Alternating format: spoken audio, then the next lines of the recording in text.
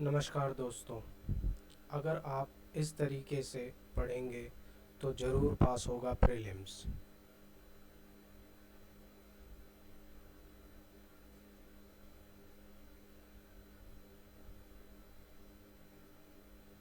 Illuminati UPSC में आपका स्वागत है।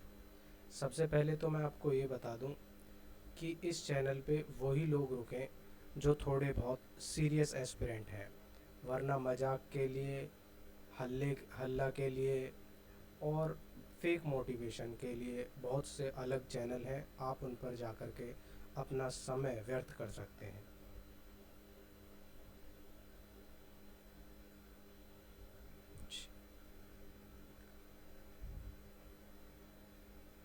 वाई माई चैनल, मेरे ही चैनल से क्यों पढ़ें आप। देखिए, यूपीएससी का जो सिलेबस है वो सबको पता है कि वेरी वास्ट, क्योंकि इसमें भाई सिलेबस के साथ साथ जीएस के साथ साथ जनरल स्टडीज़ के साथ साथ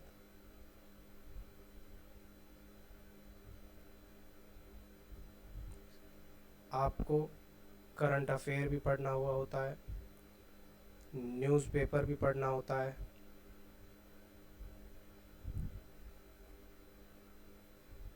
और फिर इस सभी को रिवाइज करना होता है।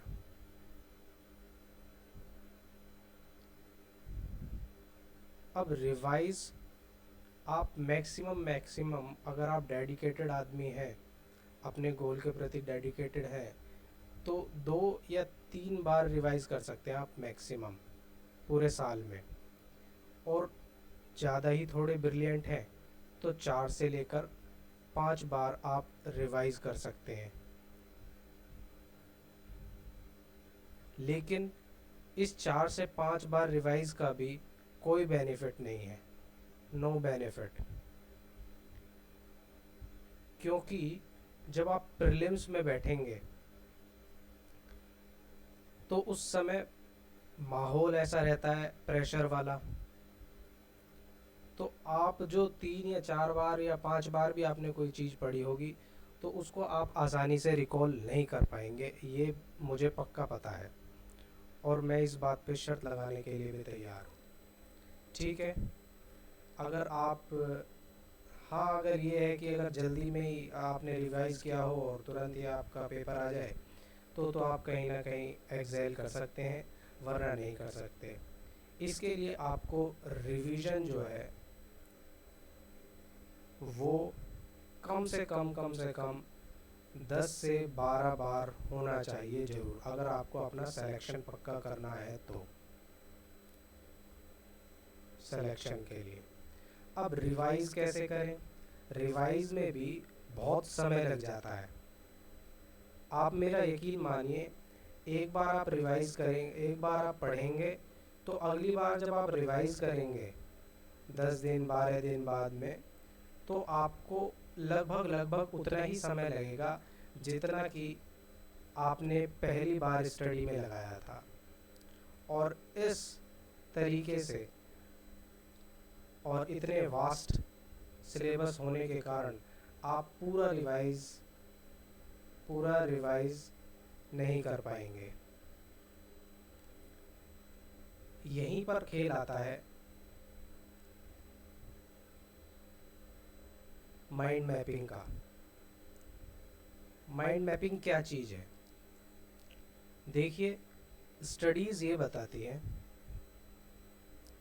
ये कहती हैं कि जो आपकी विजुअल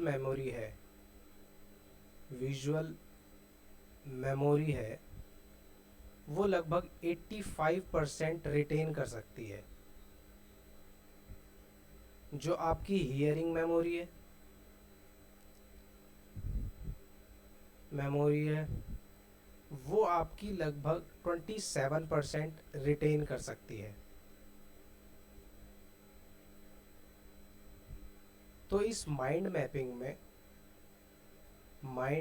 में हम लोग यूज़ करते हैं विजुअल मेमोरी का। मेमोरी का जो कंटेंट का 85% हमें याद दिलाने में मदद करती है। साथ ही साथ मैं आपको ये बताऊंगा कि रिवीजन की क्या टेक्निक रहेगी, साइंटिफिक टेक्निक, फिक एंड प्रूवन टेक्निक।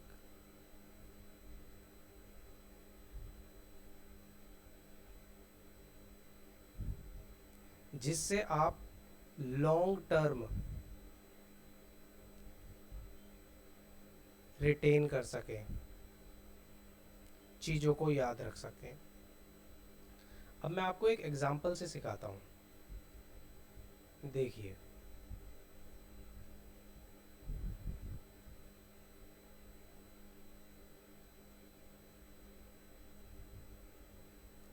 देखिए लक्ष्मीकांत है,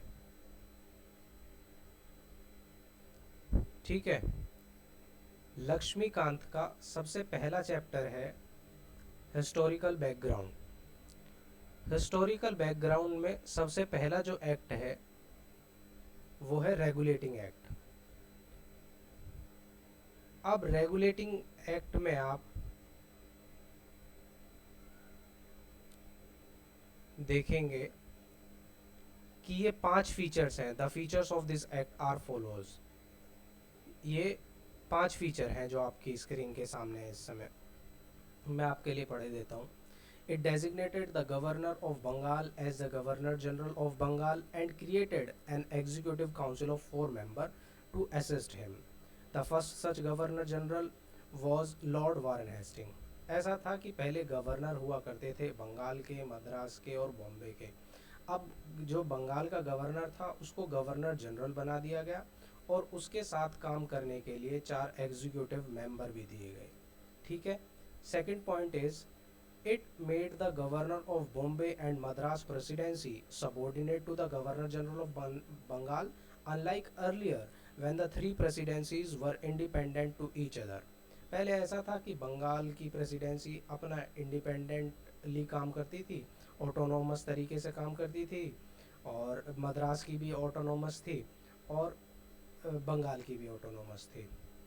तो ये तीनों प्रेसिडेंसी अपना इंडिपेंडेंटली वर्क करती थी, एक दूसरे के किसी के भी सबॉर्डिनेट काम नहीं करती थी। लेकिन जब से गवर्नर ऑफ बंगाल को गवर्नर जनरल ऑफ बंगाल बनाया गया, उसके बाद ये बॉम्बे के गवर्नर और मद्रास प्रेसिडेंसी के गवर्नर दोनों उस गवर्नर जनरल ऑफ बंगाल के सबॉर्डिनेट आ गए, ठीक है।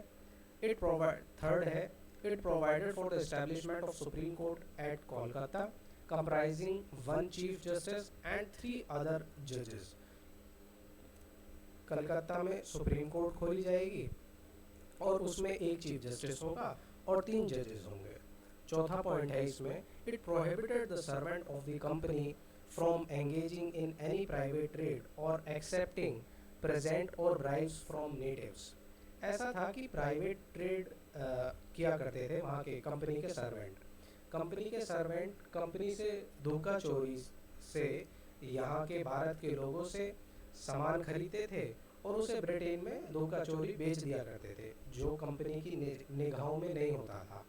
इसी को प्राइवेट ट्रेड कहते थे, जिसकी वजह से कंपनी को बहुत सा नुकसान झेलना पड़ा और बाकी के जो ब्रिटेन के लोग थे वो भी इन लोगों से चिढ़ा करते थे कि भाई इन लोगों को तो राइट है, ये वहाँ पे भारत में जा कर के ट्रेड कर रहे हैं, पैसा कमा रहे हैं और हमें सरकार कुछ नहीं कर रही। तो इस वजह से वहाँ के ब्रिटेन के लोग भी सरकार पे बहुत ज़्यादा दबाव बनाया करते थे कि भाई इस प्राइवेट ट्रेड को बंद करो, इसलिए ये प्राइवेट ट्रेड का प्रोविज़न इसमें लाया गया। फिफ्थ है, it strengthened the control of British government over the company by requiring the court of directors, यानी कि governing body of the company, to report on its revenue, civil and military affairs in India. Company जो भी revenue इकट्ठा कर रही थी, ये मान के चलो बिहार से कोई रिवेन्यू इकट्ठा हो रहा है तो उसकी रिपोर्ट बना करके कि भाई 10 करोड़ हमने बिहार से रिवेन्यू इकट्ठा किया है, और इसकी रिपोर्ट बना करके ये ब्रिटिश की गवर्नमेंट को दिया करते थे, ठीक है। अब आप ये पांचों पॉइंट ध्यान से देख लीजिए और पढ़ लीजिए। ऐसे लगभग लगभग 20-22 एक्ट हैं इसी चैप्टर में, हिस्टोरिकल बैकग्राउंड में। ठीक है, हिस्टोरिकल बैकग्राउंड में ही 20-22 एक्ट हैं और सभी में 5-5, 6-6, 4-4, 10-10, 12-12 पॉइंट हैं। इनको याद करना बहुत ही मुश्किल है और इसी कारण बहुत से जो बच्चे हैं, बहुत से जो एस्पिरेंट्स हैं, इवन दो सीरियस एस्पिरेंट्स भी हैं, वो क्या करते हैं कि इसको छोड़ दिया करते हैं, इस चैप्टर को छोड़ देते हैं। और जबकि लॉस मैं आपको बताऊं, लॉस उन्हें कितना होता है, लॉस कम से कम भी उन्हें 2 से 4 मार्क्स का एवरी ईयर लॉस होता है। क्यों? आप प्रीवियस ईयर क्वेश्चन उठा करके देखेंगे, PYQ उठा करके देखेंगे, तो आप जानेंगे कि हर साल लगभग 1 या 2 क्वेश्चन इस हिस्टोरिकल बैकग्राउंड से आते ही आते हैं। यानी कि अगर आपने अपना हिस्टोरिकल बैकग्राउंड क्लियर कर लिया, मतलब अच्छी तरीके से याद कर लिया, तो आपके 4 नंबर की गारंटी हो जाएगी, 4 मार्क्स गारंटी। अब ये कैसे होगी?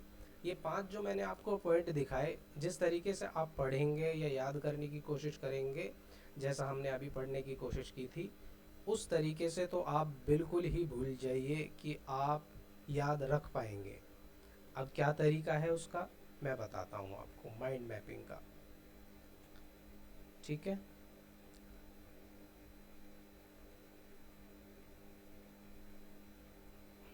देखिए सबसे पहले हमने क्या देखा था, सबसे पहला पॉइंट कि गवर्नर जो है वॉरेन हेस्टिंग, गवर्नर को गवर्नर जनरल ऑफ बंगाल बनाया गया है। ठीक है, उसके साथ 4 एग्जीक्यूटिव मेंबर्स भी हैं। ठीक है, इस गवर्नर जनरल ऑफ बंगाल के सबॉर्डिनेट हो गए हैं बॉम्बे प्रेसिडेंसी और मद्रास प्रेसिडेंसी। ठीक है, अगला प्रोविजन हमने देखा था कि सुप्रीम कोर्ट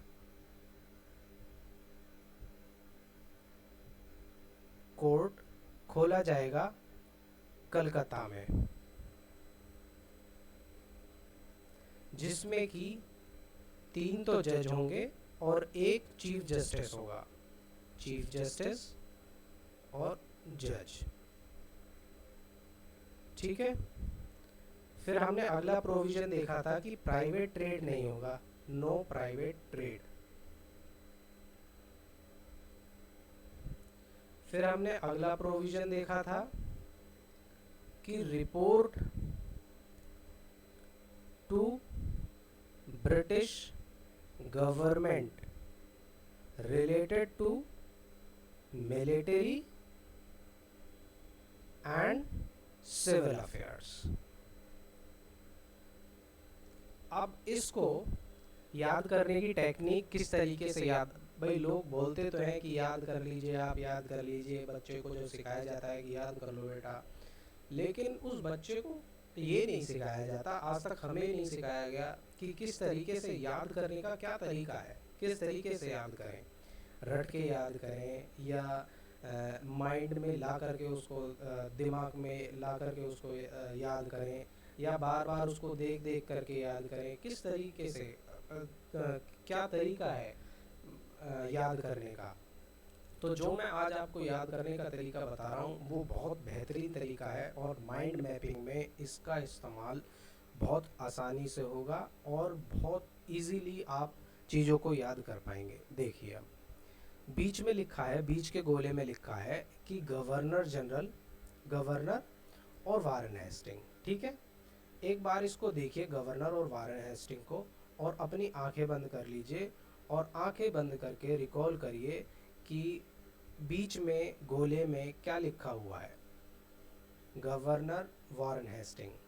अब आप उस गोले से थोड़ा ऊपर बढ़िए, ऊपर देखिए आंख खोल करके कि गवर्नर जनरल ऑफ बंगाल और उसके साथ 4 एग्जीक्यूटिव मेंबर हैं और नीचे बॉम्बे और मद्रास लिखा हुआ है।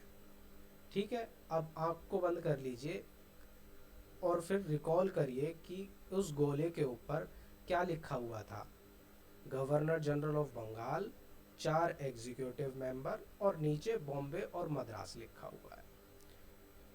अब फिर से आंख खोलिए, देखिए कि गोले के लेफ्ट हैंड साइड में नीचे क्या लिखा हुआ है, सुप्रीम कोर्ट एट कलकत्ता, 3 जजेस और 1 चीफ जस्टिस।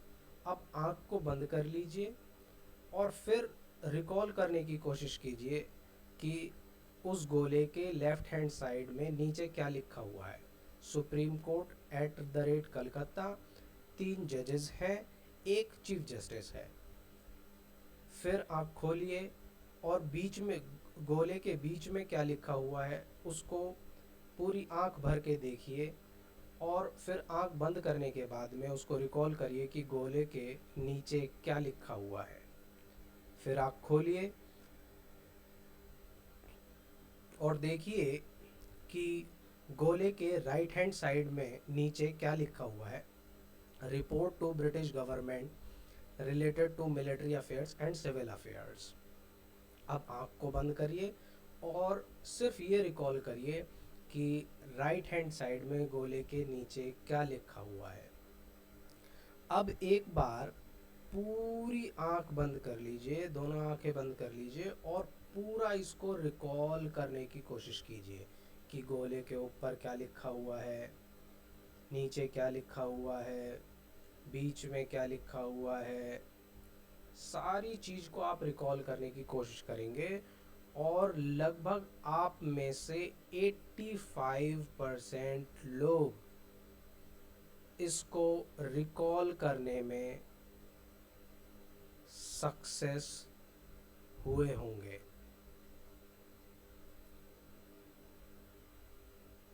क्योंकि विजुअल मेमोरी को रिटेन करना हमारे माइंड की सबसे आसान टेक्निक है। जैसा कि मैंने आपको बताया था कि 85% लगभग रिटेन कर लेता है विजुअल मेमोरी का, जो भी हम देखते हैं। ठीक है, अब इसी मेमोरी का हमको इस्तेमाल करते हुए आगे चीज़ें याद करनी है।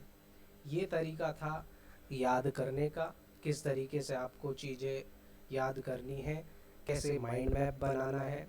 आप चाहें तो अपना खुद का माइंड मैप बना सकते हैं, लेकिन आने वाले 4 या 5 वीडियोस में मैं आपके लिए हिस्टोरिकल बैकग्राउंड के जो बेस्ट से बेस्ट माइंड मैप हो सकते हैं वो मैं आपके लिए लेकर के आ रहा हूँ।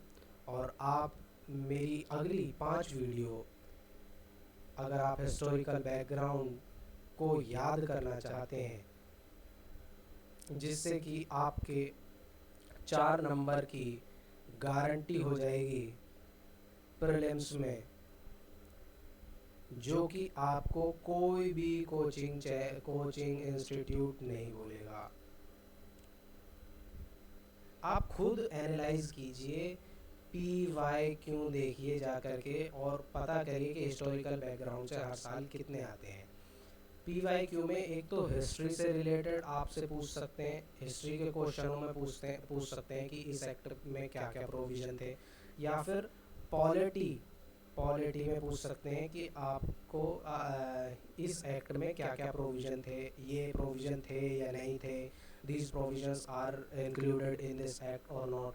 तो ये इस तरीके के क्वेश्चन आपको देखने को मिलेंगे। आप खुद एनालाइज कीजिए कि है या नहीं है, या मैं झूठ बोल रहा हूँ। ठीक है, आगे वाली वीडियोस में मैं आपको बताऊंगा, हिस्टोरिकल बैकग्राउंड के माइंड मैप दूंगा अच्छे से अच्छे बेस्ट, जो आप आसानी से रिटेन कर पाएंगे माइंड में। और 4 नंबर प्रीलिम्स के, 4 नंबर बहुत नंबर होते हैं। 4 नंबर जब लोग एक एक नंबर से फेल हो जाते हैं, रैंक डिसाइड होती है एक एक नंबर से, तो 4 नंबर बहुत मैटर करते हैं प्रीलिम्स में आपको पास कराने के लिए, और जिनकी गारंटी हो जाएगी बिल्कुल। आप मेरा यकीन मानिए, सिर्फ हाफ आवर में, कभी भी किसी भी समय आप हाफ आवर में रिवाइज कर पाएंगे या रिकॉल कर पाएंगे पूरा का पूरा हिस्टोरिकल बैकग्राउंड, जो कि आपके साथी हिस्टोरिकल बैकग्राउंड को पढ़ने में लगभग पूरा 1 डे लगा देंगे।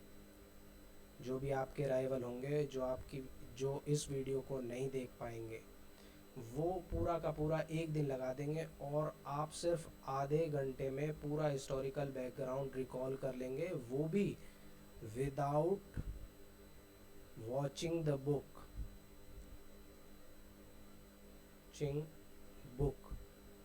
ये मेरी गारंटी है, क्योंकि ये चीज़ मैंने खुद ने एक्सपीरियंस की है। मुझे लगभग 6 साल का एक्सपीरियंस है इस चीज़ को पढ़ते पढ़ते, और इसीलिए मैं आपसे कह रहा हूँ कि एक बार बस विश्वास करके देखिए, और आगे वाली 4 या 5 वीडियोज़ हिस्टोरिकल बैकग्राउंड की ज़रूर देखिए, उनके माइंड मैप ज़रूर देखिए। धन्यवाद।